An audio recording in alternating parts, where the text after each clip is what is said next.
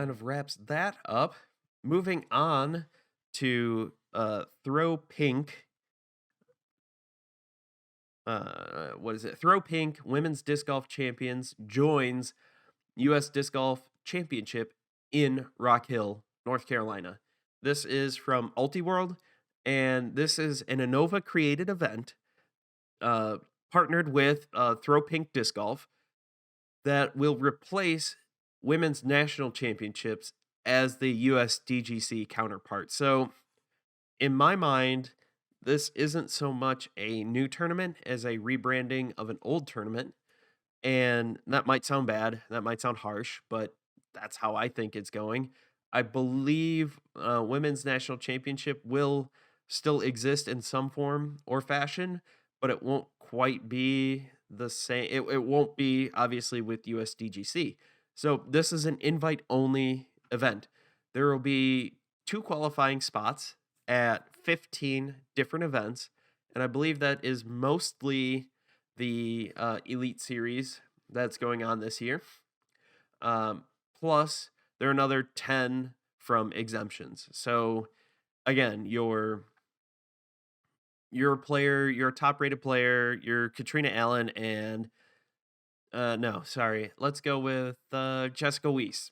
And for whatever reason, you never cracked second place in any of these 15 events. Well, she's fantastic. She would be someone who would get that nod. Now, I'm just pulling out someone who I know got third place in the at Las Vegas. So not saying she can't win something or she can't get second place or do even better. I believe she can. Watching her play, she's awesome. I'm just trying to pick out a name and someone I know who again had third place. So if it were to end right now, would she get a nod to go play at the Throw Pink Women's Disc Golf Champions? Yes. Yes, I believe she would. But this tournament is also not considered a major yet because the major schedule is already published obviously for 2021. The major schedule is already set for 2022. So the earliest that this could become a major is 2023, which that's fine. It gives you a chance to grow this tournament. They believe that turnout for this tournament won't be as great as they think it will be in the future because this is brand new. It's not a major, so you don't get any extra points towards player of the year or rookie of the year. Not that that should really make a big decision, but with it not being a major, players are more likely to go, you know what? You know, I think giving my shoulder a break this weekend's a good idea. Nothing wrong with that. I think we'll still have some great talent there. I can't wait to see how this plays out. But in the future, I believe this will be a major. I believe this will increase, in prestige.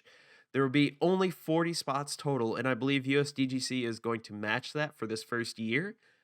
This is small because it's new, and they say it'll probably be bigger in the next couple years. I think it will be bigger in the next years.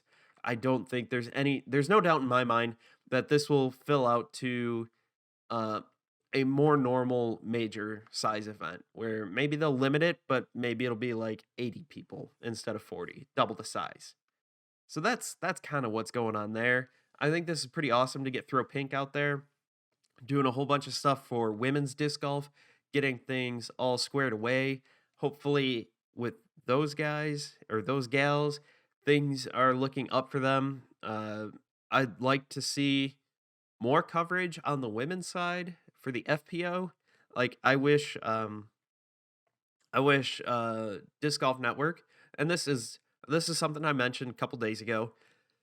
I wish they had a split stream where you could catch the FPO action uninterrupted, and because they would cut back and forth as the men were finishing up, they'd cut back and forth, men tee off on 16, and while they're walking to their disc, they cut over to hole one or two, whatever, however the timing works out of FPO, and then they'll kind of bounce back and forth. I wish they could have a separate stream for the FPO.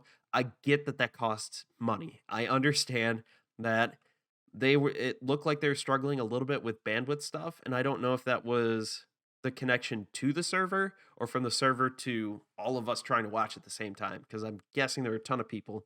It looked a little pixelated and slideshowy at points, which in my mind is a positive thing because I'm looking at this as they had more people watching this event than normal, and so they're gonna have to build up their network a bit and make that a little more robust so it's a better user experience, but that's growing pains, positive growing pains, like, everything is getting better. So, I think here in the next couple maybe next year, maybe 2 years from now, that they'd be able to have enough, money to hire enough camera people to be able to get dedicated FPO coverage and dedicated MPO coverage. I think that would be great. Like watching the women play, just looking at the differences between how the men and women play the same course, like exact same tee pads, the thought process of how they're going to try to get eagle, get birdie, however you want to say, on different holes and how they approach a hole versus how the men's side approaches the hole. It is in my mind, it's a lot like watching men's and women's volleyball. So, women's volleyball is a lot of finesse, a lot of setup, and it's a lot of fun to watch. Men's is, I'm going to hit this as hard as I can at your face. So, either you're going to stop it or it's going to hit you in the face. And Scott Sterling is the hero. Go watch those videos. Studio C. Those guys are great. Anyway, Chu, it's a lot. It's really cool to just see the different perspective on how that game is played comparatively. So